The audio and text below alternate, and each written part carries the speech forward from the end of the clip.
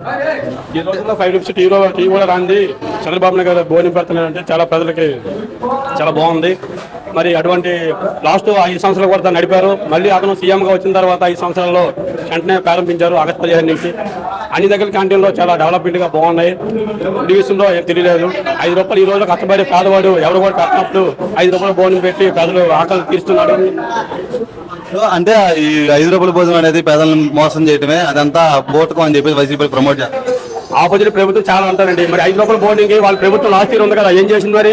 ప్రజల్లో పెట్టాలి కదా మరి 5 రూపాయలకి. మరి ఈ రోజు దోసుకెళ్ళిపోవడం ఆయన ఏం చేశాడంట? ఇప్పుడు రాష్ట్రంలో నిధులు లేవు. వచ్చే నిధులలో అమ్మఒడి 5 కింద పథకాలు వేసి తప్ప కానీ ప్రజలకు ఎవరికి కూడా జరిగే వాళ్ళకి న్యాయం జరగలేదు. 5 రోజులు భోజనం జరిగినప్పుడు ఈ రోజుల్లో కనీసం టీ కూడా 7 రూపాయలు అయిపోయింది. హాఫ్ టీ ఏమంటే ఫుల్ టీ 10 రూపాయలు అయిపోయింది. 5 రూపాయలకి 2 కూరలు, పెరుగు, అన్నం, పచ్చడి ఎవరు పెడతారంట? అన్నింటిలో క్వాలిటీ బాగానే ఉందంట. టేస్ట్ ఎలా ఉందంట? చాలా బాగుందండి క్వాలిటీ. నేను మన ఓపెనింగ్ రోజు వచ్చా, మళ్ళీ ఈ రోజు కూడా వచ్చా. చాలా బాగుంది, ఏం చేంజింగ్ లేదు. అన్ని దగ్గర కూడా చాలా బాగా డెవలప్మెంట్ అవుతుంది, బాగుంటుంది. ఓకే అన్న, థ్యాంక్ యూ.